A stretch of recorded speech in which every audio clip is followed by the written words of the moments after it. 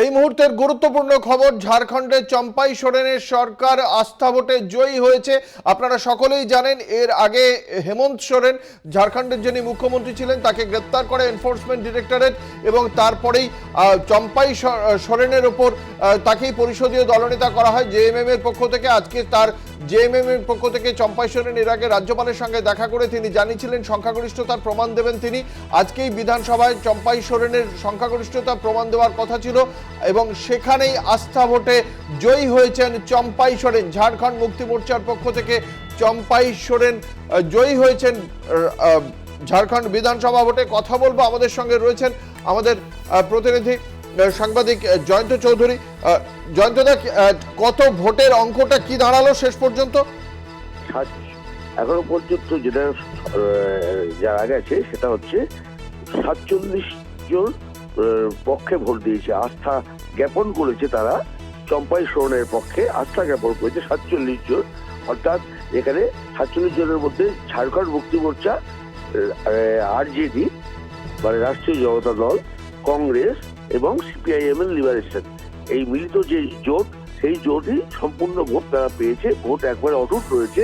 আর উল্টো দিকে বিজেপি পেয়েছে 29টা ভোট, অর্থাৎ বিজেপি ও এই যে এসইউ যারা বিরোধী, আচ্ছা এই যে ভোট।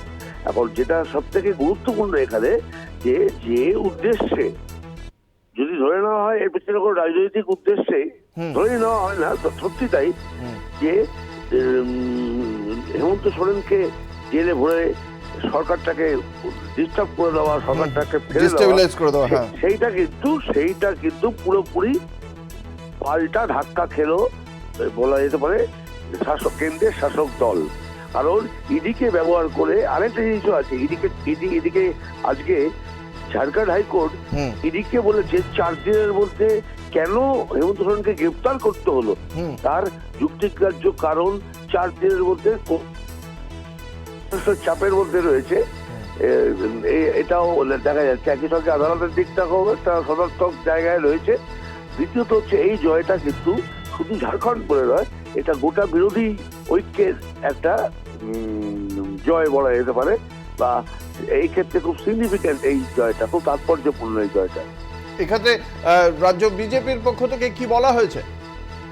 রাজ্য বিজেপি এখনো পক্ষ থেকে কিছু বলার কিছু নেই, বলবেই বা কি বলার কিছু নেই, কিন্তু এখনো আমরা সেরকম কিছু জানতে পারিনি। কিন্তু যাই বলুক আর তাই বলুক, মোদ্দা কথা হচ্ছে যে তোমার যদি উদ্দেশ্য থেকে থাকে যে একটা বিরোধী সরকারকে একটু লোকসভা নির্বাচনের আগে একটু ডিস্টার্ব করা, যেমন ধরো দখল নিয়ে নিতে পেরেছে, যেমন বিহারের ক্ষেত্রে পেরেছে, শিবির বদলে নীতিশ কুমার দখল হয়ে গেছে, তেমনি তার প্রতিবেশী রাজ্য ঝাড়খণ্ডেও হয়েছিল একটা হলো ধরনের কোনো টার্ময়েল যাকে বলে, একটা আলোড়ন তৈরি করা, একটা বিব্রতকর পরিস্থিতির মধ্যে ফেলে দেওয়া, সেইটা কিন্তু পারলো না। প্রথম ধাক্কায় কিন্তু পাল্টা ধাক্কা খেয়ে গেল। গণতান্ত্রিক ভাবে নির্বাচিত একটি সরকারকে ফেলে দেওয়ার এই কৌশল এবং তারপরে সেখানে গণতান্ত্রিক ভাবেই পরাস্ত হওয়া, লোকসভা নির্বাচনের আগে এই রেজাল্টটা কতটা গুরুত্বপূর্ণ হয়ে উঠবে রাজনৈতিক ভাবে, কি মনে করছেন?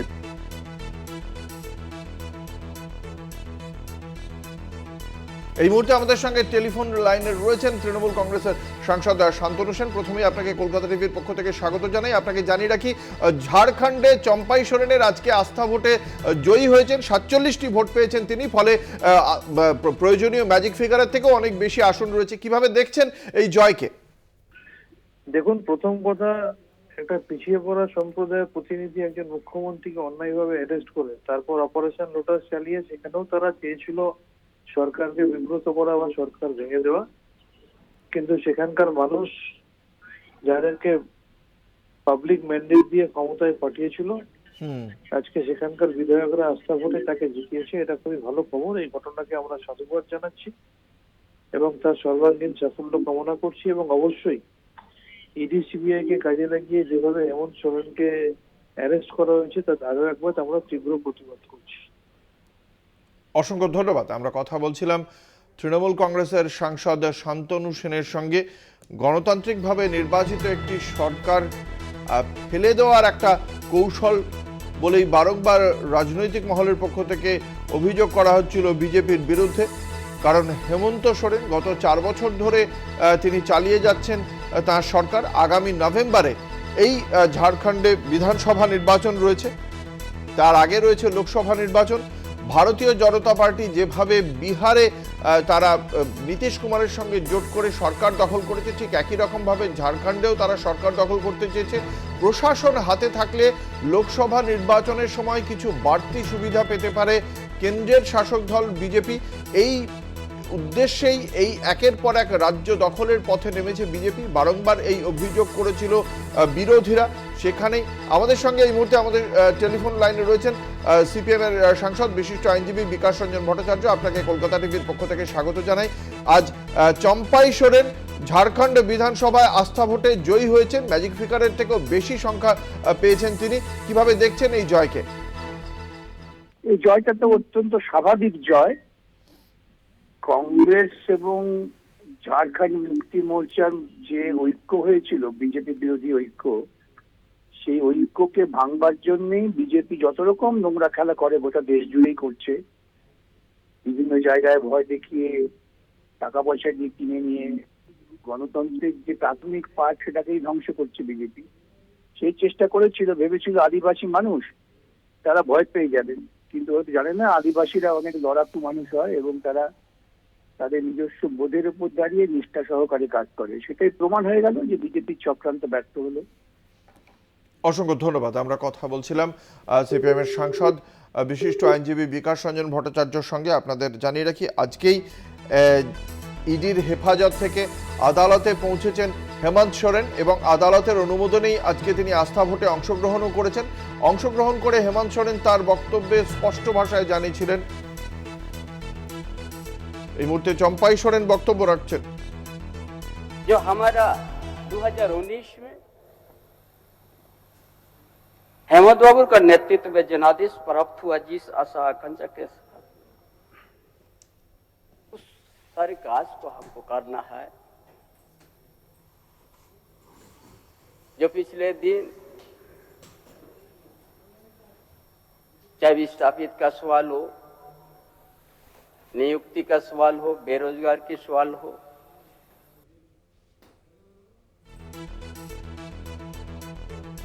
এই মুহূর্তে আমাদের সঙ্গে টেলিফোন লাইনে রয়েছেন প্রদেশ কংগ্রেসের মুখপাত্র সৌম্য আইচরায়। আপনাকে কলকাতা টিভির পক্ষ থেকে স্বাগত জানাই। আজ ঝাড়খণ্ডে চম্পাই সোরেনের সরকার আস্থা ভোটে জয়ী হয়েছে, আপনাদের দলও সেখানে সহযোগিতা করেছে তাকে, এই সরকারকে। কিভাবে দেখছেন এই জয়কে?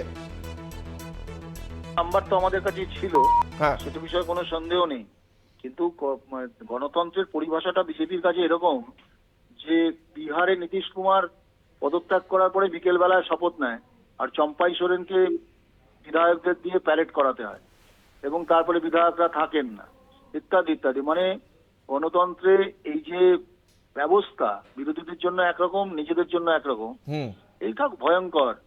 সমস্ত প্রতিষ্ঠানগুলোকে কুক্ষিগত করে রাখার এক, আর রাজ্যপালের ভবন দপ্তরটাকেও এখন কার্যত বিজেপির পার্টি অফিসে রূপান্তরিত করেছে।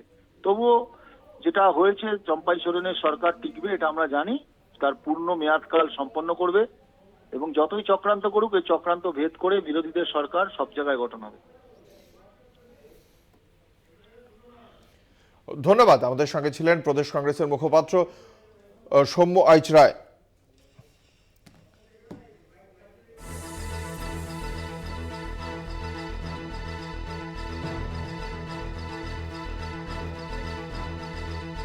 আজকে এই যখন আস্থা ভোট চলে সেই সময় আস্থা ভোটে ইডির হেফাজতে থাকা হেমন্ত সোরেন আদালতের অনুমোদন নিয়ে তিনি আজকে এই আস্থা ভোটে অংশগ্রহণ করেন। আস্থা ভোটে অংশগ্রহণ করে কি বলেছেন প্রাক্তন মুখ্যমন্ত্রী হেমন্ত সোরেন আমরা শোনাবো। 8 एकड़ जमीन के घोटाले पर अगर है हिम्मत सदन में तो कागज पटक कर दिखाए कि 8.5 एकड़ का जमीन हेमंत सोरेन के नाम पर है। अगर होगा मैं उस दिन से राजनीति से इस्तीफा दे दूंगा। ये मुझे लगता है ये पहला घटना है और मुझे लगता है